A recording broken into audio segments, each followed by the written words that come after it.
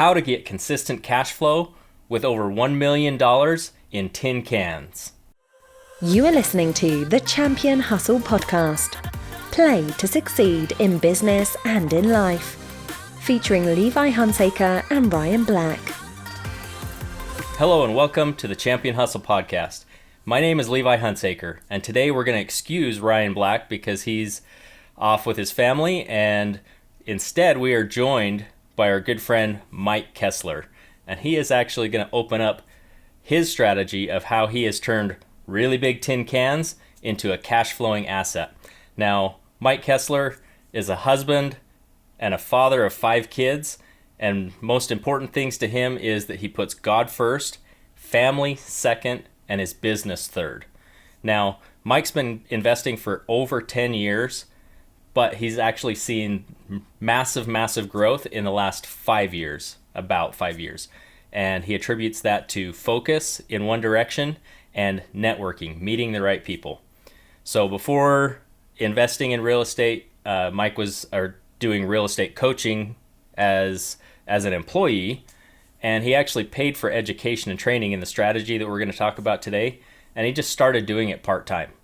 And that eventually led to him grossing over $1 million in receivables in this business in just 5 to 6 years, in the last 5 to 6 years. So, Mike, welcome. Come on out and say hello to everybody. Yeah, thank you. Appreciate the opportunity to share and to give back. I've been able to be on the receiver side of people willing to give and to share. So it's something important to me that I have the opportunity to be able to give and share to other people as well, because it's changed my life and it's blessed my life as well. So I'm happy to be here. Thank you for the opportunity. Yeah, we appreciate it. And this strategy is pretty incredible because it's talking about where you're going to find cash flow and in a real estate business where a lot of people might least expect it. So when we say tin cans, what are we talking about here? Yeah. So, a tin can in real estate is basically a manufactured or a mobile home, literally a house on wheels. And what we specialized in is just the homes that are actually in communities, not on a single family lot, like on a lot somewhere. And we literally are just buying the home themselves and not the ground. And it's been able to create a huge amount of cash flow for us and create a huge amount of stability in our lives. And we were able to, basically, I started it while I was working a W-2 job, and it gave me the freedom to be able to quit my W-2 job because we were able to replace our income, and then we actually grew it to about 2.5 times what my income was at the time within just a few short years. It was a pretty incredible strategy. So you said 2.5 times. So you didn't just replace your income, but you more than replaced your income before you decided to, cut your ties and do this full time on your own. Yeah, well, so it was back in, it was about 2011, 2012 is when I started the strategy. I actually paid for a mentor, paid for a coach to show me this business. And it was actually pretty expensive because this business is not something that anyone, not everyone does it. Everyone's heard about flipping a house. Everyone's heard about rentals. Those are your common real estate strategies. And so I had to seek out or find a unique opportunity with a mentor that knew this business. And so I paid him to coach me in it. And it actually worked out really well. I did my first deal. Once I learned the strategy, I did my first deal within 6 weeks and tested it. I tried it out, and it was $1,400. It was my very, very first transaction to test out to see if this strategy even works.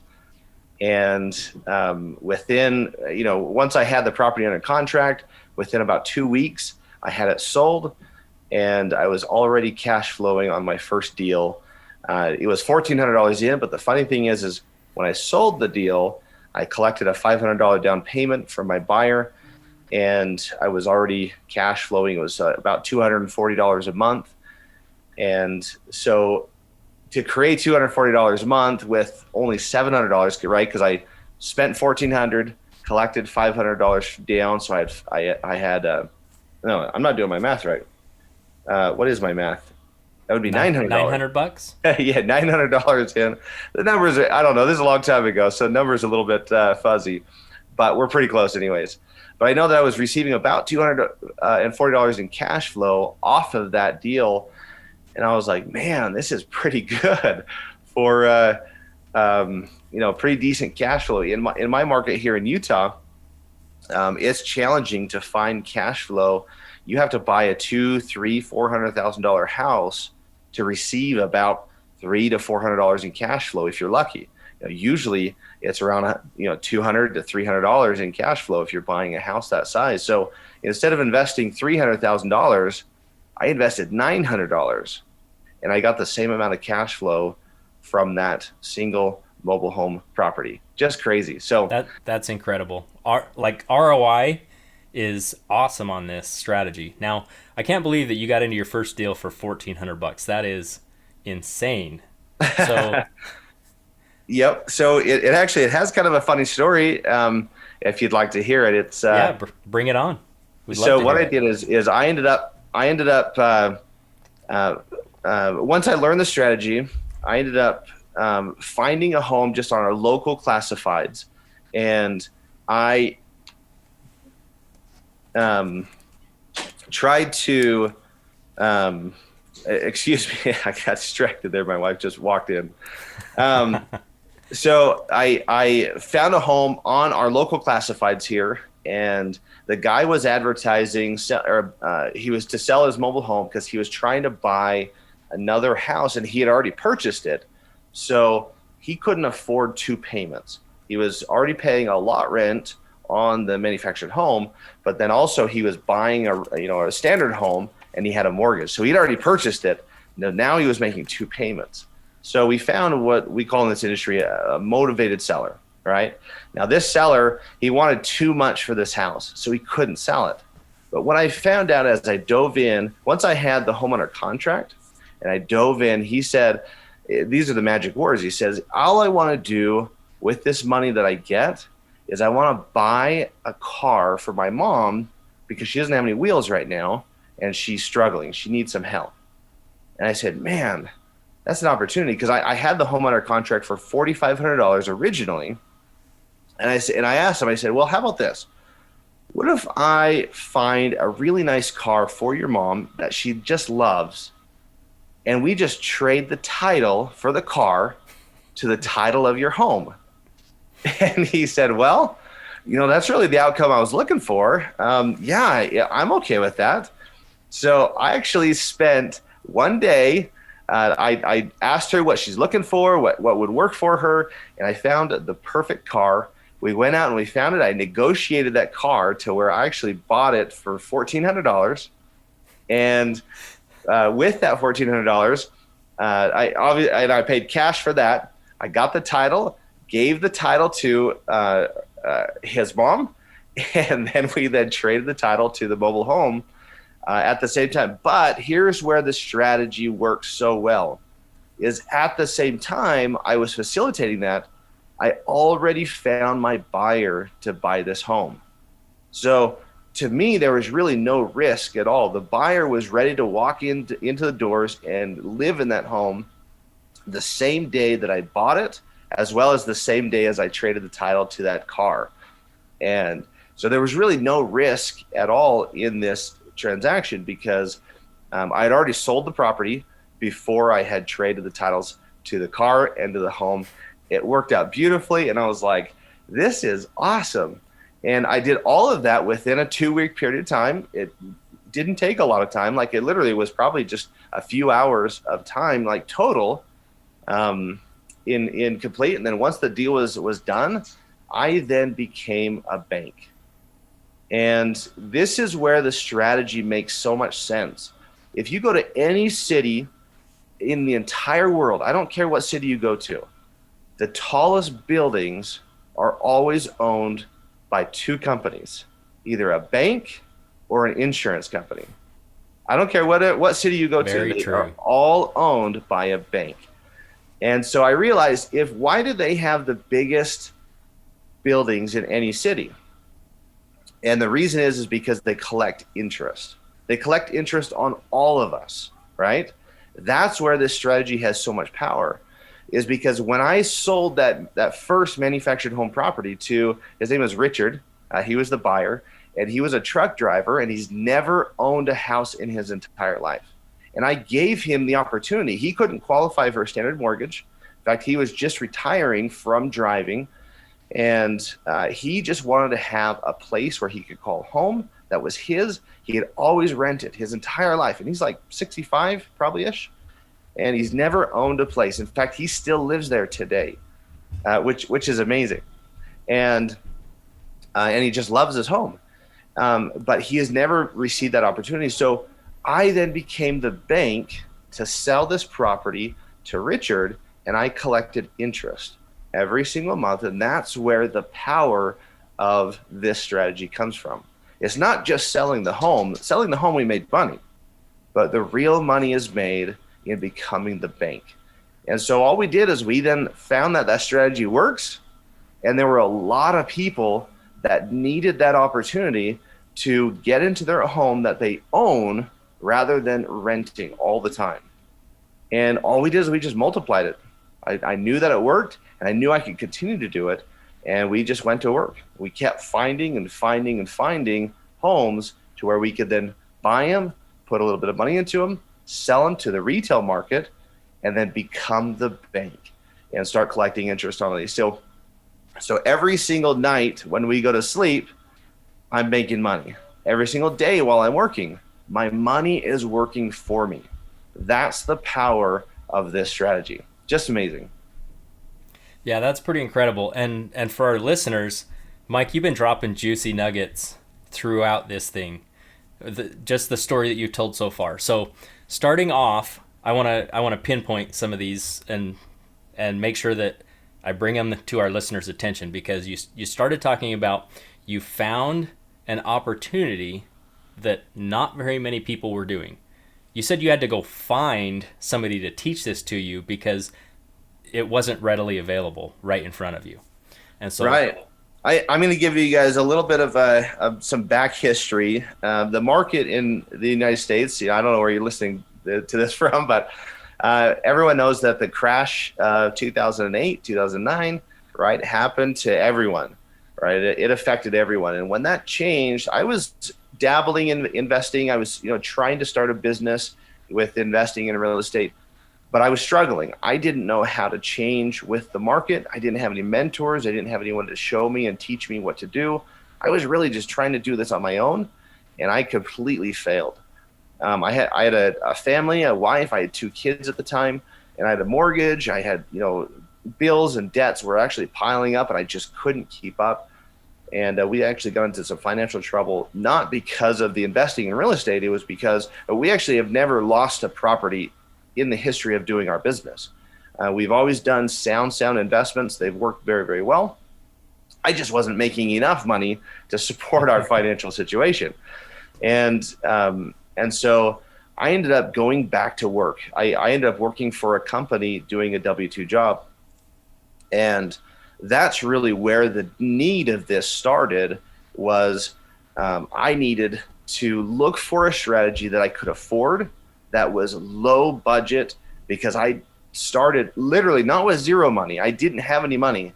I was negative money. It's kind of a personal thing, but I'll share it with you. My wife and I, we were $120,000 in debt at that point in time. This was 2010. And we were literally destroyed. One morning I woke up to my wife and I said, "We are done. We're out of money. We cannot do any more. We don't have any more credit cards. We don't have any more HELOCs. We don't have anything to make our next mortgage payment." And I was broken as a person. And then I found this strategy where I could get started investing with literally dollars out of my pocket. I had to work extra hard. I was doing handyman work and side jobs and that kind of thing to be able to scrape up a little bit of money. And I knew I couldn't buy a $300,000 house to invest in. So I said, what can I afford? And I looked at manufactured homes. They're cheap. and I knew that there was a way that I could make money doing it. So I sought out a mentor, somebody that's doing the business, and I worked with him on payments to be able to get the training. Once I learned the strategy, all I did is I just went to work. That's all I focused on, was that one strategy. And then at the same time, I was working my W-2 job, right? Because I went back to work and worked for somebody else. They gave me stability again to, to support my family, to do what we needed to live.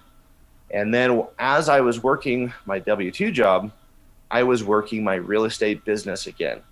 And that's really where it all started. So it took me about 3 years to gain enough properties they were bringing in enough cash flow to where I could quit the W-2 job. It was December of 2014. So really, I kind of count my real estate investing business now. It started over in 2015. So really the past 5.5, 6 years is really where we've been building our business since then. So that I love that backstory, because that I was going to ask you, how did you decide on this? And it just kind of was out of necessity. And, necessity is the mother of all invention, right? And so you just were creative. And back to your first deal that you did, I mean, how creative was that? How many people did you help in that transaction? Well, you bought a car, so you helped the seller of the car. You helped the seller of the mobile home by giving him the car, and you helped your business, you helped your family, and you helped Richard, who bought the mobile home from you. Right. So right, exactly. It's just helping people all along the way in a creative way. That's amazing to me. Now, you mentioned that you swapped titles from a car to a mobile home. How does that work? Yeah. So diving a little bit deeper into the actual strategy. So this is a little known fact that people that don't know the manufactured home industry is a mobile home or a manufactured home. Their title is not done through a title company. There's no county recorders that keeps track of who owns the property. It's the DMV. Your motor vehicle division in your city that keeps all of the titles for manufactured homes. So when I buy a house, a manufactured home, and I want to gain ownership or title to that property, it costs me $6 to change title over to my business. And here's the cool part about manufactured homes, at least here in Utah. I don't know how it is outside of Utah. I've only been investing in manufactured homes here in Utah, but there is no sales tax either in this business. So when you go buy a car, right, the standard thing is you're going to pay anywhere from $500 to $3,000 in sales tax, because that's how the state, gets their money to be able to improve roads and whatever, right? But for a mobile home, there is zero sales tax. So when I go to the DMV and transfer title into my name, I literally give them $6 to transfer the title into my business name. So, I mean, it was perfect for me at the situation to be able to get started from the ground up, literally knowing, I had some background in real estate, but I didn't have the financial means to run a bigger business. So this to me was just the best launching point to really, get my business going, create stability. And along the way, we collect crazy amounts of interest in all the homes that we've done. So since then, since about 2015, right, was when my business really has grown. We've done almost about 90 manufactured homes. But the last 3 years, I really haven't been pushing it. We've actually transitioned out of the manufactured home business in 2018, 19, and 20. We've gone back into single family homes. We're building a different business right now, but I continue to maintain our manufactured home business. In fact, we still flip some. I'm actually flipping one right now as we speak. But my strategy has actually changed a little bit. I don't do the junkier old homes anymore. We only focus on, if we do a manufactured home deal, we do the nicer homes that are double wides, larger homes, because we make crazy money on these things. The last manufactured home deal that we did that we became the bank on. We bought it for $32,000, and it was a nice 2009 double wide manufactured home. In fact, it was so nice, I didn't do anything to it. I didn't even clean it when I sold it. So the day that I bought it, I already had a buyer that moved into the home, literally that weekend. Okay. Here's the cool part. We bought it for $32,000. Okay. But the best part is I didn't put down $32,000. I only gave the seller $16,000 down, and I'm now making monthly payments to the seller for the balance of the purchase. So, which is about $16,000. The cool part is it's at 0% interest. So I borrowed $16,000 from the seller at 0% interest. Okay. Now that's some shrewd negotiating, my friend. It's pretty simple in this business to be able to get 0% interest. All of them that we've ever done, I've never paid interest on a manufactured home purchase. And we've done it over and over, and it works really well. So, and then we sold it to a retail buyer for $65,000. Literally, I didn't do anything to the home. Not one thing. He literally walked in that same weekend that I bought it. And so sold it for $65,000. So the difference, right, we made a big profit on the sale, but where we're making our real money is the interest. We collect 13% interest on each of these borrowers, okay? And so over the life of this loan, this is a 20-year loan that this buyer is purchasing this home with, we're going to make over $100,000 just on this transaction. That's with a $16,000 down payment to the buyer. Think about my ROI, or return on investment. $16,000 to make over, it's well over $100,000 to be able to that we're going to gain on this property over time. That's why the banks have the largest buildings in every city. You know, you look at your mortgage statement, you know, everyone that has bought a property and they've borrowed money from a mortgage lender, look at how much you're actually paying for your home. You're not paying what you bought it for. You're paying almost double what you bought it for. And that's what it is. You're really paying for your home twice. And think about how many millions of homes have been purchased and how many millions of homes have been financed through banks because people can't afford to pay cash for $300,000, $400,000, $500,000 house. Like, who has that kind of money? So all of us have to finance them in order to be able to live and to you know, have our home that we live in. So that's the power of this business, is the interest that is being collected. I'm making more money on the interest than I am on the sale of the property. Absolutely. So you mentioned something interesting in there. You said 13%. How did you come up with the 13% number, and why? Yeah, great question. So the manufactured home, if you really dive into this business, what I want you to do is I want you to find who actually lends money to retail buyers that want to buy a manufactured home. Okay. There's really only 3 companies. I think I may have found a 4th one just recently, but there might be 4 companies in the entire country that will lend on a manufactured home. Okay. And the average interest rate is from 10 to 18%, depending on your credit and your down payment. So that's where my interest rate came from. It came from the industry standards of mobile home lending. It's a risky business. It's not easy to, you know, the demographic of the buyers that generally purchase a manufactured home. You know, you do have A+ borrowers, which some lenders focus on, but there's a large demographic that aren't A+ buyers. And so it's a riskier type of a sale. Therefore, with risk generally comes a higher interest rate. And that's the nature of the business. So we're actually on the lower end, right? We charge 13. We used to be at 10%, but then I realized, hey, we could probably bump it up a little bit. Here in Utah, I think our max that we can charge is 15% interest.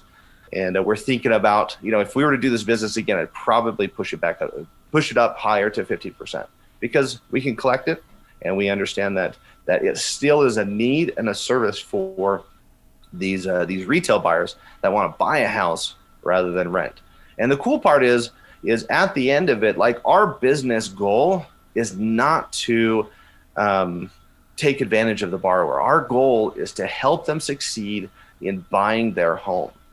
And we have successfully done that. I would say easily, where we've actually handed the title of their home over to the borrower, probably maybe a dozen times. So, but we still have a ton of other notes that we're collecting on. So, we're helping these borrowers successfully purchase their home, and that's our goal. Our goal isn't to, try to, hope that they default on these. We really want these people to buy their homes and to create stability for their family. That's what it's all about. Yeah, I like that you are providing a needed service, clean, safe, affordable housing for these people that may have a difficult time qualifying for any other type of loan, a home loan or something like that, but they can still have that sense of ownership, that sense of pride in that ownership, and something that they can really keep for them and their families. Yeah, absolutely. And I've got pictures. I don't have all of them, but I've got pictures of myself standing, sometimes it would be a team member or myself standing with the borrower, right? The person that bought the home, with their family, with their kids, and they're holding their title with them. And just the pride of ownership, right? They're like, oh, I'm done. I'm finally done paying off my house. I own my house free and clear. Like, how many people can really say that in this country? Right? Not very many, unfortunately. Exactly. And so we're providing an opportunity for people to be able to do that. And I love that fact that people can stick with it and they could do it. A lot of the demographic of these people don't know how to stick with something for a long period of time. But once they do, they pay it off. They own the home free and clear. It's their house. This is it. This is their home. And they just love it. It creates such a sense of pride for them, but also it does for us as well. I definitely enjoy seeing that and helping people. Yeah, that's awesome. So you say you're collecting this interest. Now you have a contract, right? A sales contract. Yeah. How does that look on a mobile or a manufactured home versus doing a similar strategy on, say, a residential property? Yeah, so if you think about the differences, it all has to go back to the title, right? How is the property titled? Manufactured homes are titled at the DMV. Standard homes, residential homes, are titled at the recorder's office, and then also backed with an insurance policy. You don't have any of that kind of stuff with manufactured homes. So the reality is you're physically buying a manufactured home using a bill of sale, just the same as you would do the same with a car. When you sell a car to somebody, its standard operating procedure is to get a bill of sale for both parties so that both of you have a written agreement saying these are the terms of the payments, or these are the terms and how we sold the car. The same thing for a manufactured home, exact same thing. So I literally use I've got a simple 2-page contract. I got this from the mentor that I worked with when I first started. I made a couple of modifications to it to make it simpler on our end, and that's it. I've been using the same agreement for years, and it really is just a glorified bill of sale that says manufactured homes on the top. That's all it is. And it spells out the simple terms of purchasing it. So I have one contract when I buy a home. I have a different contract when I sell a home. And the contract when I sell a home, I actually changed in the middle of the business in about 2016, I think. I guess it was kind of on the tail end. I talked with some other people doing this same business across the country. I ended up starting to network. I started to learn that networking was a really important thing in this business. And so I started to network with other people across the country that were doing the same business. And I was learning that the way that I was doing it was not the right way to do it. We ended up switching the way that we sell our homes from doing a sales contract and a promissory note over to actually doing a lease option sale.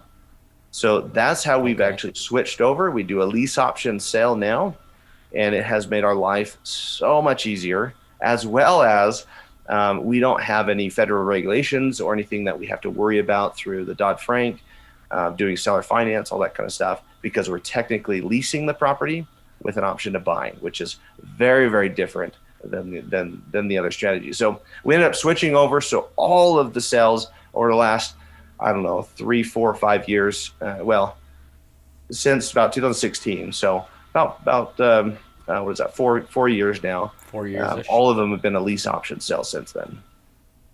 Cool. So that's an example of taking your strategy and finding a way to streamline it and simplify it, as well as protect your interest in it a lot better due to regulations and other things to keep yourself out of hot water. Yeah, absolutely. I protect my sleep a lot.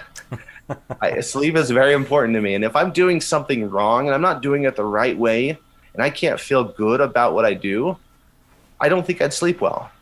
And I wouldn't be happy with myself if I didn't. So our business and our goal as a company, as well as my family, and I want to teach my kids the same thing, is just do it the right way. Just do the right thing and treat people right and do business the right way. You'll never sleep a bad day in your life. So for me, I don't worry because we're doing the right thing. We know that we're doing the business the right way. And that's why that was the biggest reason why we made the switch. I didn't want to become a loan service provider, which is crazy, the regulation that they have. So I'm glad I'm not in that business. Yeah. So as you're getting into this and you're talking about terms, like when you're selling a property, what kind of terms are you giving the buyer? We've talked about the interest rate, but how long are you doing the loan for? What kind of a down payment are you expecting? Those kinds of things. Sure. Yeah. I mean, this is great. This is, we're diving in real deep on this. So for a single wide manufactured home, our average sale price, when I was really pushing the business, we were selling between $20,000 to $30,000 was the average sell price that we were selling. And we would collect a minimum of a 10% down payment. Okay. So depending on the sales price, we'd collect 10% down from our borrower. Now, what that does, and that's a really, really important part of the business, you have to collect that down payment. If you do not collect the down payment, then you're going to put somebody in that home that will default, and it's going to make your life trouble. Okay. I didn't want to become a collection business. We're not in the business to have to go out and repo homes and collect because people default all the time. That's not our business. I do not want, and I hate that kind of business. Our business is to make successful transactions to homeowners that really want to buy their home. So we really qualify our buyers like crazy. In fact, we qualify them just as much as if they were to get an FHA loan. We run the same debt to income ratios. We pull credit. We get bank statements. We get W-2 statements. We get everything to know that this borrower is qualified to purchase the home from us. So we run a business just like you would any other lending company or anything like that. Now, we're not a lending company. We're a real estate company that leases these properties with the option to buy it. But we have the same qualifications. So that's really how we ran the business, and we put really qualified people into these properties, right? We say no. Even though people might have money to put down, if they're not qualified and they make enough money to support their lives, right, through standard lending principles, then we don't sell in the house. We find qualified buyers that can afford the home. So that's generally what that looks like. As far as the terms go, for a single wide home, we're selling it between $20,000 and $30,000. We would get about 10% down, and their monthly payments generally range between about $260 to about $350 on monthly payments. And we would have a loan term between 7 and about 12 years. That was about our average. Okay. Depending on how much down payment that they had and how large of a monthly payment they can afford. And then for a double wide home, same principle. We collect a minimum of 10% down. And so usually these homes range from about $45,000 to our highest sell was about 65, which is probably that one that we sold is about 65,000. The one we're actually working on one right now. We're going to be selling this thing over $120,000 on this manufactured home once we're done fixing it up. In this park, in this community, this home, they sell for way more than everywhere else. So it's kind of crazy. But this, but those generally range with payment sizes about $450 to about $680 per month. And those loan terms are usually from about 12 to 20 years. 20 years is our longest loan term that we have. So, or lease option terms. So basically they're leasing the home. I say loan terms just because we kind of underwrite it similar to a loan, but it really technically it's a lease term. And then they have the option to buy it as long as they fulfill their lease term. Yeah, that's pretty cool to see the difference in spread. It's not a 30-year kind of a house payoff, that there's shorter terms that you're looking for, and it's a reasonable price for somebody to be able to pay. Like that right there is affordable housing. Right. Well, so, the cool part is when we sell a home, we ask them, what price point or what monthly payment do you feel like you can afford? And they're going to give us that number. They're going to say, other rentals are going for like $1,500 a month in this area for a 3-bedroom, 2-bath, but we really feel like we can only afford about $1,200 a month. So then what we do is we then structure their payment so that it's around $1,200 a month. And we then adjust their term length. We adjust their down payment. All of those terms could be adjustable based upon what they can afford. And that's how we structure it. Our biggest goal is we don't want people to be stressed every single month on their monthly mortgage payment, because the people that are stressed, not only are they going to default more, but think about what it does to their family, right? When people are stressed financially, that's how I would say the majority of divorces happen, right? Think about all the kids that are impacted when divorces happen. That's the last thing we want to do, is be a cause of that for people and their families, right? We want to make sure that this is a safe place for them to be able to raise their families, as well as afford a home that they can comfortably purchase and pay off in a short period of time. I really like that. You're looking at the long-term impacts of what's happening in your business on your customers. So yeah, absolutely. Just really quick, just some last things. I want to be respectful of your time, but there's just some last few things, if we can go rapid fire. Like, what are some ways of finding your customers, right? How do you find these people that are going to want to buy one of these mobile homes? Yeah. Great question. So it's really simple. People don't realize how simple this business is. And this is one of the things that attracted me to this business the most, is I find my homes through relationships mostly. Nowadays it's through relationships, and we've been in the business. We're one of the largest here in Utah of manufactured home buyers. So people naturally now at this point kind of bring these opportunities to us. And but when I first started, it was difficult. So for most people, if you're just starting this business, to find these homes, we literally buy them off of Craigslist is super popular. We've bought homes off of Craigslist. Here locally, we have an online classifieds called KSL Classifieds. We've purchased literally dozens and dozens of these homes through KSL Classifieds. Like, it's a beautiful place for it. We've also purchased them on Facebook Marketplace. That has now become the biggest marketplace, at least here in Utah, for these opportunities. So we literally find the opportunity through those, but also I find them now through networking is our biggest part. In fact, the one that we're working on right now, we found it through networking. Beautiful way to find them. And then to sell them, right, to find the retail buyer that wants these types of homes, the same sources. Literally just put it back onto your classifieds and you find the buyers the same way. It's the exact same way. So literally we put them on Facebook Marketplace, we put them on Craigslist, we put them on KSL here locally, and that's how we find our buyers. Now, when we were running the business as a business, I had rehab crews, I had a bookkeeper, and we still have the same bookkeeper actually. I had a team of people to help me operate, and we were doing dozens of homes every single year. And we borrowed money actually from banks at this point to be able to do a larger scale operation, so we could do a lot of homes at the same time. And as we were building this, boy,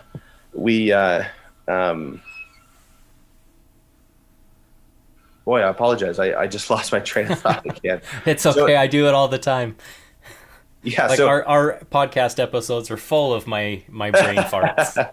well, sorry, I got another distraction again, unfortunately. As we were building this, we were growing a real company out of this. Now we have transitioned out of this back into single family real estate. There's one caveat to manufactured home, the industry. Okay.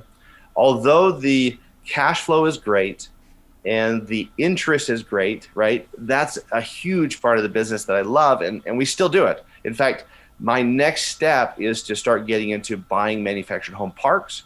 I understand the industry pretty well. Now I want to get into the parks where you can actually step it up like a level 3 or 4 times higher. Not just owning the homes themselves, but owning the ground underneath them. You can now do basically a double dip, right? You can sell the home as well as collect a lot rent every time you take over a home or purchase a home in your community. So that's where we're going.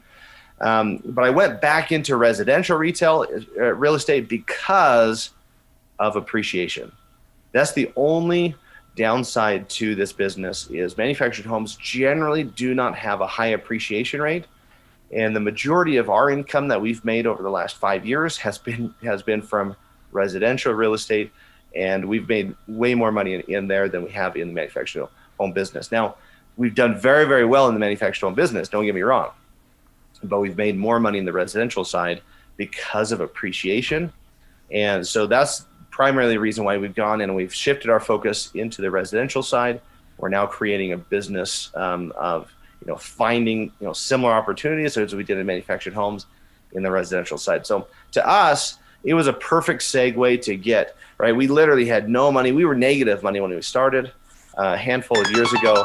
And now we've changed our trajectory in life absolutely because of it. So I owe a lot to that mentor that taught me, and I owe a lot to this business. It's been great.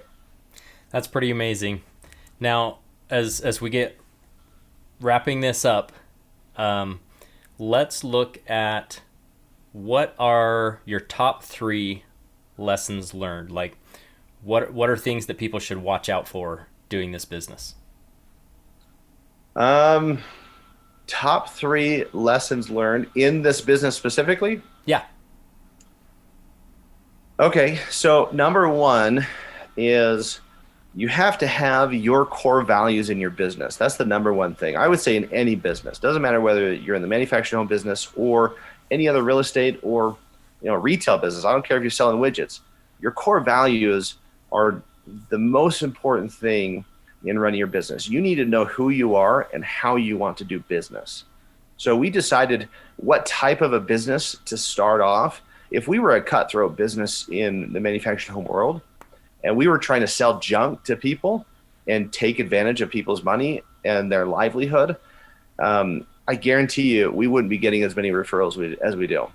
Because we do this as an honest business and we really treat people with respect and we provide really good housing for them and we take care of people, we get referrals all the time of good business and good practices. And that all came from our core values. So I would say that would be number 1 is decide who you are and what kind of a business do you want to run.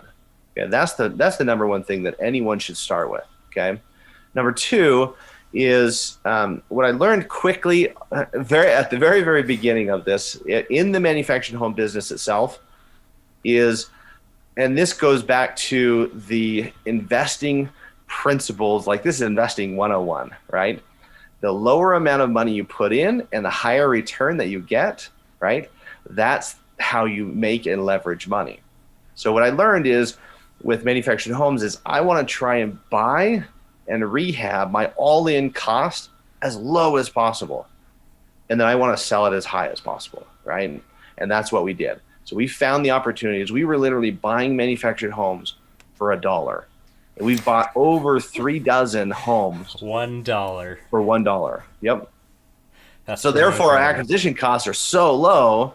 And then we rehab the property. We put in, an average single family or an average single wide home. We want to be all in between $7,000-8,000. That's our purchase plus rehab within that price point. Now we have bottom and we're into them about 10 at the most, but that's really how we've maximized our capital. So in this industry, it's really cash intensive up front because you have to buy and hold these homes for a long period of time for people. That's a lot of cash going out of your pocket, especially if you're doing a lot of them. And then you're only collecting a small amount of money every single month, right? So you have a huge expense in this business and a small profit return, especially the first few years. But then over time, that kind of changes a little bit. You're now gaining a ton of money every single month. So that was a big lesson I learned is I ran out of money literally every month in this business. So I was always trying to find more money, trying to find more money. So that was a challenge up front, was finding enough money to be able to do enough homes, because there's so many homes out there and so many opportunities for sure in this business.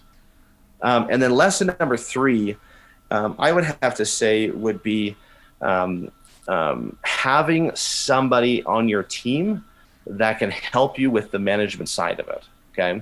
Because once you start buying and selling these homes, it becomes a tedious task to collect those notes. Although I love the checks, we used to collect them off of check coming in every single month. But now what we do is we have them done. All of our payments are now done through an electronic ACH transfer. And we have an online portal that every one of our note holders or our borrowers have. They make their payments through online. It then just gets dumped right into our bank account. And it's made it so much simpler. But having somebody else between you and the borrower is extremely important.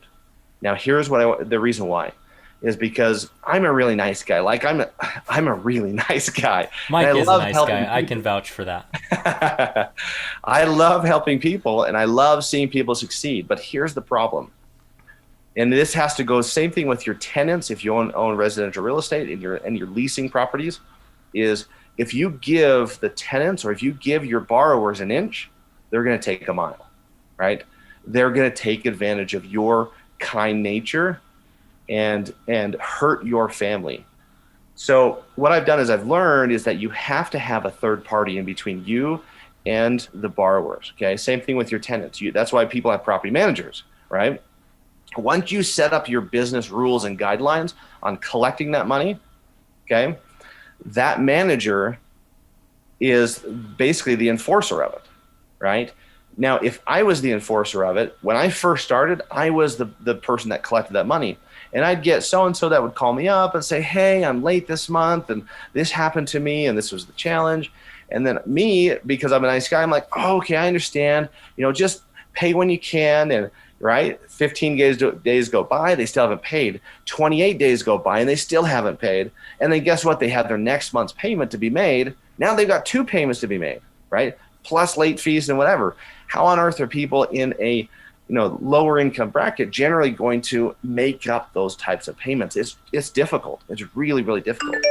So when you set boundaries and business guidelines on how to collect the money, but you have a third party in front of you, they're the rules, right? I can't bend my rules. I've given my manager the rules and said, hey, these are our guidelines. We need to have the borrowers follow these guidelines, and she doesn't bend. She uses me as the scapegoat and says, hey, I'm sorry, these are our business guidelines. We can't make any changes on this. We're going to have to require a payment. Here's our late fees. This is where we're going to be, but let us know how we can help you out. Now, we are very if somebody has a real problem or real situation, we are very generous and we do help out. We've got a couple of people right now because of this COVID thing that are behind. We're helping them out, right? We're not charging late fees. We're not taking advantage of them. We're really trying to help them through this difficult time. But overall, because we've set a standard of management, as well as I have that third party manager in front of me, I tell you what, guys, life is so simple now. It's crazy. Makes a huge difference. Yeah. So I hope you guys understand all of the wisdom that Mike has been dropping on you the last, what have we been going for, about 45 minutes or so. So there's just a ton of awesome wisdom nuggets that he's dropped throughout this episode, go back and listen to it again. And if you would like to connect with Mike, we're going to have you do that through Facebook. So it's Mike Kessler on Facebook. In the show notes of this episode, we're going to actually put a link so you can connect with him on there. And we were so excited about this episode that I forgot to announce that you guys can head over to championhustle.com and get your free 7-day quick start boot camp to get going and leveling up your business. So head over there to championhustle.com and join us next week, because we're actually going to be breaking down a real deal of a live flip that's happening right now. So come on back and join us next week for that. And we will see you guys later, and have a great week, everybody. Thank you for joining us on this episode of the Champion Hustle podcast. For more great content and to join our online community, visit us at championhustle.com.